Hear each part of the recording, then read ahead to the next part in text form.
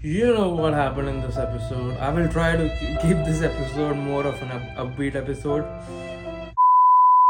So, episode number 5, Thousand Year Blood War. Basically, the episode starts with Ichigo Kurosaki trying to get out of the jail, but somehow his main character powers are not working right now, and he's not able to get out of it.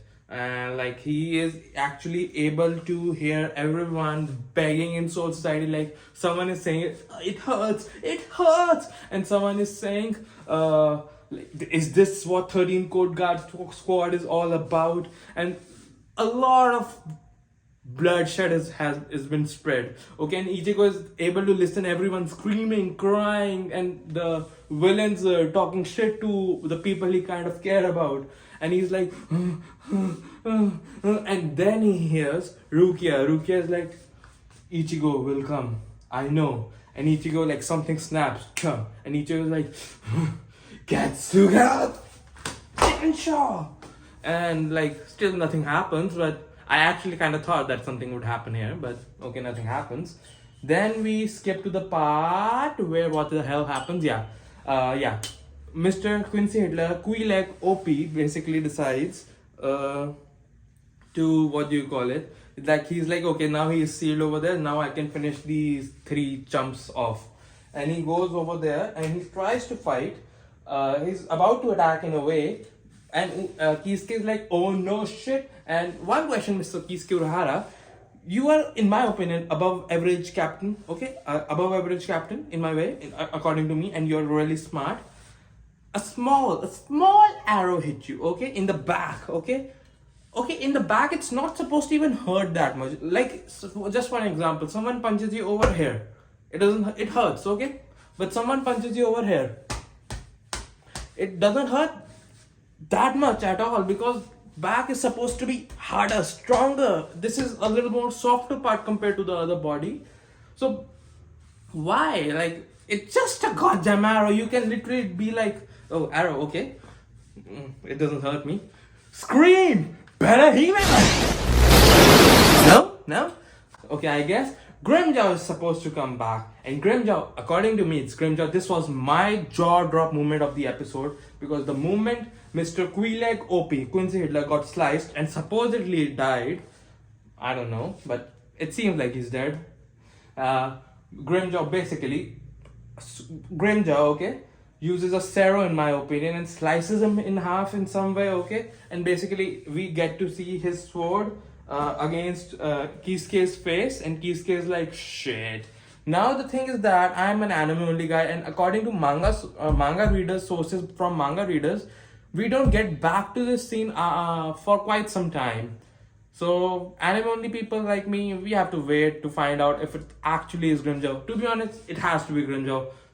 Every other important hollow is dead in a way, and captains are over there. Other than Grimjaw, if it's not Grimjaw, it has to be a new character. And final arc, we need Grimjaw, a new character. And you basically introduced 2 new characters. These 2 annoying pieces of shit, in my opinion. I genuinely don't care if they live or die. Actually, I do care. I kind of want them to die. I don't care. Like, they are kind of boring, and you're just shoving them onto my face in the last final arc. Last arc is about the people that you care about, the people that you have spent years with, not the new no names. Other than, you can introduce new people as side characters, but they have to be extremely charismatic to matter in the final arc. So it has to be Grimjaw, okay, please. Then we, hey, if you are liking this video, please remember to comment, share, subscribe, and what. Then we shift. I will try to be a little bit more upbeat for this segment. Oh, god damn it. Byakuya. God damn it. Then we shift to the part where Byakuya is trying to fight Asmodet.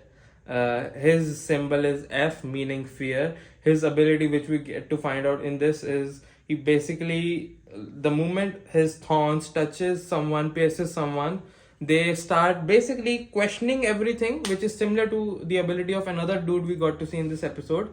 But the person who gets pierced by his thorn basically questions his every movement in a very fearful way. Like he's afraid to do this or this. He's basically becoming an overthinker, and fear is a byproduct of it in a way, to some extent. Okay, so Byakuya is like, did he poison me? And that explains his ability, and Byakuya is like, no, death as a soul reaper, that is something that I have already been what do you call it, that is something that I am fine with in a way. Okay, I accept that in a battle I am afraid of dying, but I have found a way to overcome that fear basically. And we get to see a picture of, god damn it, Rukia, and we are like, oh, Rukia, so sweet, so cute as usual. And basically it's a sort of basically like, oh, sorry, god damn it, Kubo, you destroyed pretty Rukia's face, god damn it. Okay, whatever. It kind of a scary scene, not gonna lie. And Byakuya also gets afraid, and he's like, oh, what the hell, that's not my sister. And he basically then we get to see like a lot of ants are like covering Byakuya's body, and Byakuya is like, god damn it, I'm afraid. I'm really trying to put a brave face on. I don't want to talk about this segment, not gonna lie. God damn it, I'm afraid. And he basically snaps back again, and he's basically like, ow! So he's basically like this, he's trying to fight as in that here, there, nothing is happening because it's goddamn it. I mean, he doesn't have Bankai, and as well that later points this out, like you can't defeat your Bankai with your Shikai, generally speaking. Like this thing, something came to my mind during this fight. Like Asno that was again and again talking to Byakuya and like basically demeaning Byakuya in a way. I was again and again imagining what would Aizen do in this situation instead of Byakuya, if Aizen was somehow a good guy or whatever, was in place of Byakuya. I think Aizen that would have gotten his shit wrecked basically, in my opinion, because it would have been very similar to what would happen in Fate Karakura. Imagine Asno that as Shinji and Byakuya as Aizen. Asno that would have been like, oh, you are afraid of something. Everyone is afraid of something, similar to somewhat of Baragan. Everyone is afraid of death. And Asno that is like, the better of a warrior you are, a better of a fighter you are, the more you are afraid of these fears in a way, the more you overthink in a way. And same thing Shinji said, the more accustomed you are to fighting, the better you are at fighting, the more your reflexes are natural to this is right, this is left. And Aizen was surprised, he was damaged somewhat. He was hit at least once, but he very quickly overcame that obstacle because it's goddamn Aizen. So it would have been something similar, like Aizen would have gotten one or two, maybe two shots on Aizen, and Aizen would, after for the third shot, when he will go for the third shot, Aizen would be like, oh no, okay, so get to tha.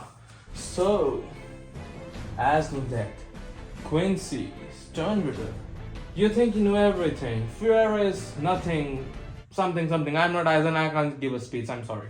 Okay, there's a reason he's Aizen, and I'm something else. Speeches is not one of my specialities, honestly. It's Aizen's. So, but Byakuya is not Aizen. He basically gets his shit wrecked. I'm very sorry, Byakuya. Please, sorry. Then one thing, he also, like Aizen mentioned that your Bankai can never beat your Shikai can never beat your Bankai. Generally speaking, yes. But in some cases, I feel like when you usually Bankais and Shikais are very similar. Bankai is just a stronger version of the Shikai in a way.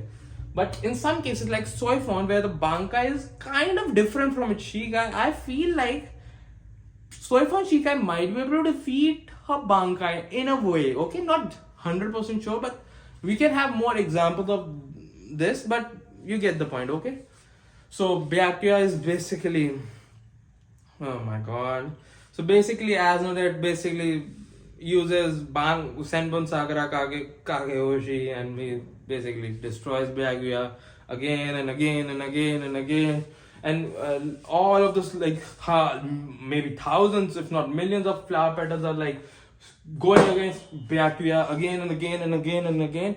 It goes once, two, and Byakuya gets up like this. I'm not done, you son of a... Renji is also getting afraid. Stop it! Stop it! Stop it! And when I was watching this episode, when all this was happening, I was like, please, please, someone, Rukia, Renji, someone, please, someone, Kenpachi, please, someone come, Yamamoto, please, someone come, because I was like, he is going to die. He is not able to do anything. Please, someone. And then Rukia tries to go over there, and Renji tries to help, and I'm like, okay, thank you, Renji, please come do something. And I mean, god damn, he's not able to do anything. Rukia is in another fight, and she also gets her shit wrecked basically because she got distracted. She's in a fight with another girl whose face we don't get to see, and Renji tries to fight as on that like this and again, but he gets his shit wrecked, and he has to go. He's about to do this. He says, when Byakuya is getting his shit wrecked, basically he's almost dead in a way. He's like, BAM! And the other Stern Reader, who's Mass Stern Reader, the fighter, the warrior, the superstar, whatever you want to call it, I don't know his name. That Stern Reader appears and basically destroys Renji, like breaks Zabimaru and throws Renji across how many goddamn square meters, I don't know, maybe acres. I have no idea about that, but like Renji, he was out, he was knocked out. And Byakuya is like this.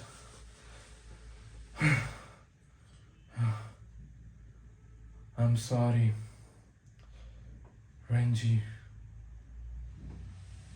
I'm sorry, Rukia. And I mean, it's not confirmed that he's dead. To be honest, in my opinion, I am kind of sad because he doesn't say I'm sorry Ichigo in some way, because I feel like he and Ichigo had some good bond. Come on, at least name drop the dude at least. And I am not happy with this death right now. Maybe I'll watch it again and again. If he is dead, I will get happy, but it feels a little too fast, just like that. And few minutes of battle and he's dead. I don't like that, honestly. At least give him at least a full episode, at least one. But okay, then we get to this part. Well, that was awfully easy. Wonder why am I hearing boss music? Sir, are you hearing boss music? Well, now since you're talking about it, yeah, I'm actually hearing boss music. Don't know why. Sup, bitches? I mean, this scene was too good, honestly, not gonna lie. Like Kenpachi, like a Chad, as usual, but I think this was more than usual in my opinion. Like, the guy comes here, goes up to the boss and his strongest sidekick in a way, and he's like, oh yeah, you're the boss, right? These three sounded as tough. They were pretty damn weak. I mean, I hope you're stronger than this. This one, he was like, he could use voice as a weapon and he got big. He was basically trash. The second one, he was talking about shit and I didn't listen. I basically did this. And the third one was decent enough. The only reason he was decent enough because he could transform into me. And I mean, he gave me somewhat of a good time basically. But I was only, the only thing I had to do was become stronger than his impression of me, which, I mean, I'm Kenpachi, that's my whole thing. And you guys like, oh, this guy. Okay. And that blonde standard is like, oh, I won't let you touch my majesty, my lord, Yhwach. And Kenpachi like, shut up, you blonde squink, you blonde skinny ass dude, something, okay? And he basically attacks Yhwach, and Yhwach basically grabs his sword, and we cut to another scene. The other scene is basically Shuhei. He's trying to fight against a Stern Reader whose ability is overkill, and he's basically like Shuei is not able to do anything. He's basically like, oh, and the overkill is about to give the finishing blow, and Shuei is like, oh, well, fair enough. This is where I die. But the moment the attack was about to hit Shuei, Yamamoto, Kenrui Sai Yamamoto comes and protects Shuei's damn weak lieutenant ass. No, not kidding. But then the overkill one, he basically dug up his own grave. Like he was going to die, but he could have died, I think, rather more peacefully in a way. I don't know. Whatever. But then again, Yamamoto basically overkills the overkill dude. And that's kind of obvious. That's kind of a joke in a way.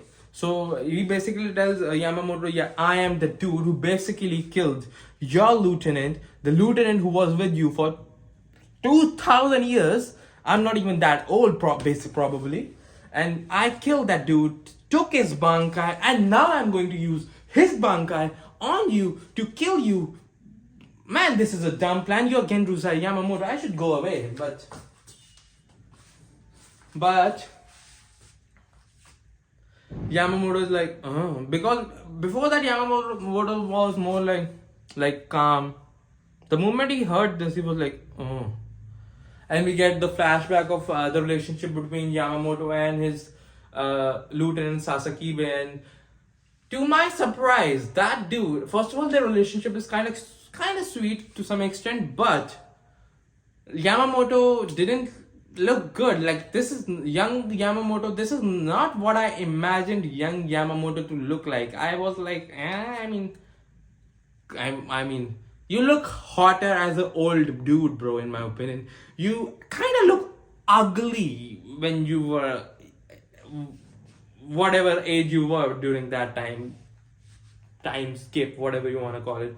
You were kind of ugly, not gonna lie. Kind of disappointing. Was not expecting you to look like that. Like, this is not what I imagined you to look like. So basically, to my surprise, Sasakibe has a lightning based bankai, and that's my bankai. My bankai is more white and bluish color lightning. His is more yellowish color in lightning. But he kind of stole my thing. I mean, I appreciate the representation of our bankais in the series, but my bankai, okay, whatever. So Yamamoto basically tries to Sasakibe attacks Yamamoto, tells him that I have a bankai. Yamamoto is like, okay, let's fight, bitch. And he's like, okay, sir. And he basically goes into his Shikai, then goes into his bankai and basically attacks Yamamoto. And now Yamamoto gets his second scar on his forehead, basically. And he basically, I think from that they decided that this dude would be his lieutenant for 2000 years, and then he would be dead after that, I guess, in a way. So he also to honor Sasakibe, he changed his name from Genru to Genru Sai, because Sai Sakibe, I guess. I don't know, this is a Japanese thing, because during this whole time skip, in a way, turn back, whatever you pendulum, I guess. Yamamoto was like, my name is this, people call me this. It was more of a Japanese thing. I'm not Japanese, so I'm not able to understand that. But what I understand in a way, okay, I guess, okay. His Yamamoto's originally was Genryu, okay, not Genryu Sai. But he got inspired, he started loving Sasakibe. So from Sasakibe Sai, in a way, he got Genryu Sai to honor him, in a way, okay? Genryu Sai Yamamoto. And then this whole scene cuts, and basically we are seeing like Yamamoto is getting attacked by Sasakibe's bankai. And this is where my favorite scene happens, okay? He's like, Yamamoto is like, okay, Yamamoto is like, oh, Sasakibe, I do feel your pain. That's your bankai, which you... Oh, wait a second. I screwed it. Okay, wait a second. Again. Oh, Sasakibe, I do feel your pain. The Bankai that you honed for over 2,000 years is not that weak. And he basically, Shikai or whatever, he basically destroys, overkills the overkill. Like nothing was left of that man. Like skin, fat, muscle, bones, dust, atoms. I think everything was destroyed because he was, I mean, was crisp. God damn it, he was destroyed. And the expression of Yamamoto when he said it was no, absolutely not that weak. It was so good. My favorite scene from this episode. By the way, talking about this episode, I want to talk about something which might get some hate, I guess. This episode is probably my favorite episode. The last two episodes, in my opinion, were rather slow, and the second episode is probably second on my ranking because there's some type of issue in this anime, in this new adaptation or whatever. The manga is also very fast. By the way, this one episode covers 6 chapters. That's fast in my opinion. That's why I think we are feeling something like this. But it's not like they're cutting a lot of stuff from the manga. It genuinely feels like reading, just watching the manga in a way. I don't know. I mean, maybe the Kubo made manga really fast paced during this arc. That's why it's feeling like this. But when they did the adaptation, maybe they should have done a little bit more slower because, like, just for example, Byakuya's death is very fast. Like, few minutes. Like, we didn't get to see him fight previous episode because previous episode he was just like a little bit of fight, and then in this episode 2-3 minutes max and he's supposedly dead. So I think they're like pacing it a little too fast for my comfort to some extent, but this was my favorite episode. The second episode was also very well paced in my opinion. It felt natural. Other than that, the episode number 3 and 4 were in my opinion a little too fast. It felt a little unnatural to me. Coming back to the topic of the episode, then Yamamoto is basically like, what do you call it? Then Shue is also, by the way, Shue was like, oh, I didn't know that Mr. Sasakibe, Lieutenant Sasakibe had a like natural weather controlling Bankai. I thought only Hyorimaru was a weather controlling type Zanpakuto. I mean, Hyorimaru is a good Zanpakuto. It's an iceberg Zanpakuto. It's pretty good. Lieutenant Sasakibe's Zanpakuto is also good for these people, but my Zanpakuto, this is not my Zanpakuto. You people don't get to see my Zanpakuto right now. We are not that close yet, okay? So, it takes time, people. So, my Zanpakuto, I can tell you about it a little. It's called Raijin, okay? It's called Raijin, and it's pretty good. It's a pretty good Zanpakuto. It has bluish, whitish color of lightning, and it's pretty strong. Like, I think, currently speaking, in the hierarchy, I think I'm a little bit weaker than Yamamoto right now, but I'm pretty strong. Like, I think if there was a fight, Yamamoto will take on Yhwach and I would take on the blonde dude who's, I think, second in command. And Yamamoto versus Yhwach would be a fight to death, and me versus that dude would be a fight to death to some extent, okay? Like, I'm pretty strong, okay? Coming back to the topic, Shue's, that whole thing happens, then Yamamoto is basically like to Shue, don't worry. I will kill these enemies with my own bare hands. I will carve their meat out, drink their blood, slice their fingers, remove their teeth, remove their eyeballs, destroy their bodily fluids, destroy them, eat them, cook them.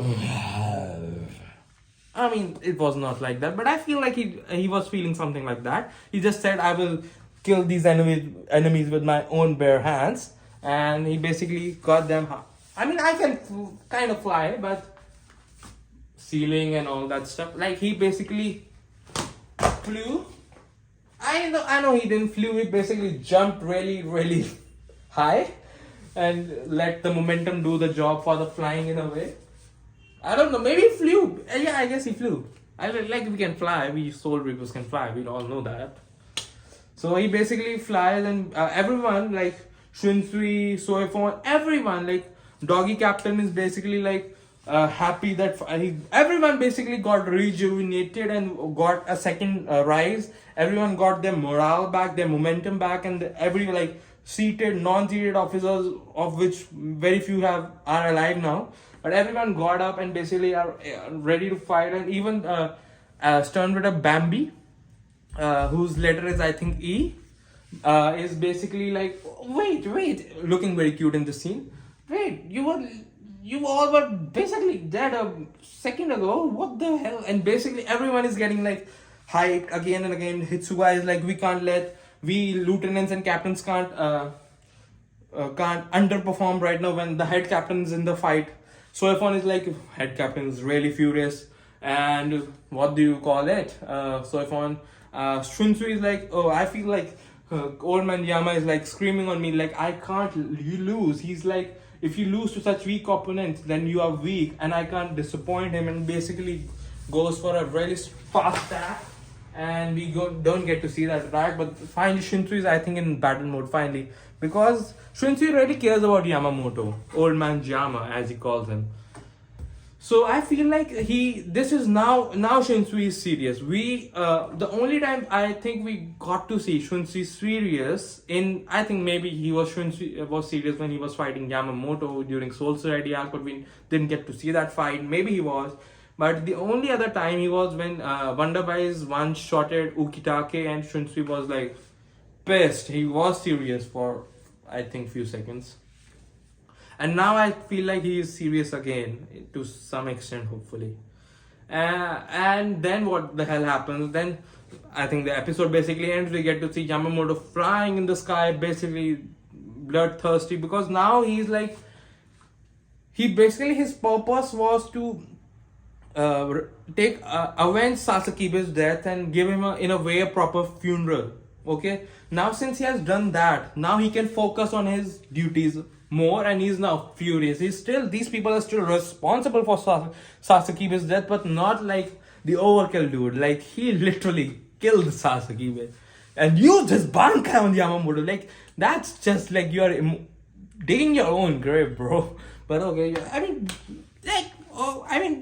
I feel like should have told you people. I think maybe he did tell you people that Yamamoto, don't try to mess up with him. If you see him, run. Don't try and mess up with him, because if you see him, run. I will come fight him. None of you can take him. Maybe the blonde Stern Ritter can take him for a few seconds or minutes, but other than him, no one can take him. Only I can take him. Don't even try. And if you absolutely have to fight him, you don't have any other choice. At least go in a group and attack him. He was like the only dude over there. Why? I mean, kind of a dumb move. But then we get to see a post-credit scene, and and this is what happens. Yhwach! Well. That was again awfully easy. But why the hell am I still hearing boss music? I'm going to kill you right this time, bitch. Well, give it your best shot, buddy. So then basically, this happens. Kenpachi! I can't take this shit anymore. I can't take this. I'm going to fucking murder someone. You, me right now, come on. Right now. Come on, you think you're tough shit, you bro. I'm murdering you. Come on. Destroy you. Not like this. I'm winning this. No. You think you're come on. Yeah. No. Yeah.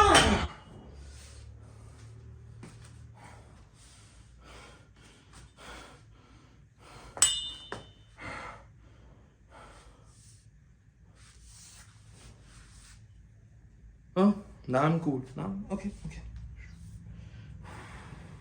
Breathe in, breathe out.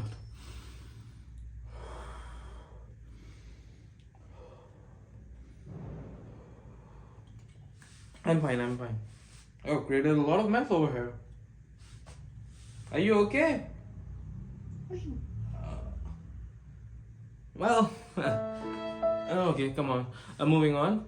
Then basically, we get to see you are basically about to kill Kenpachi, and I'm like, come on. And it's basically like, I overestimated you. You were one of the special war potentials. I guess I overestimated you people. Well, easy for me, I guess. And he's about to kill Kenpachi, and Yamamoto comes over here, and he's like, I'm going to fucking murder you.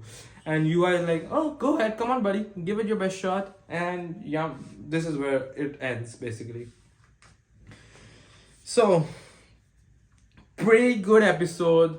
I love this episode, probably my favorite episode. And I mean, what else can I say? Like, I love this. I really like this episode. It was an emotional episode, and I really liked it. That's pretty much it. So if you like the video, remember to like, comment, share, and subscribe. And for more reviews and other stuff sometimes also, I will see you in another life. Bye.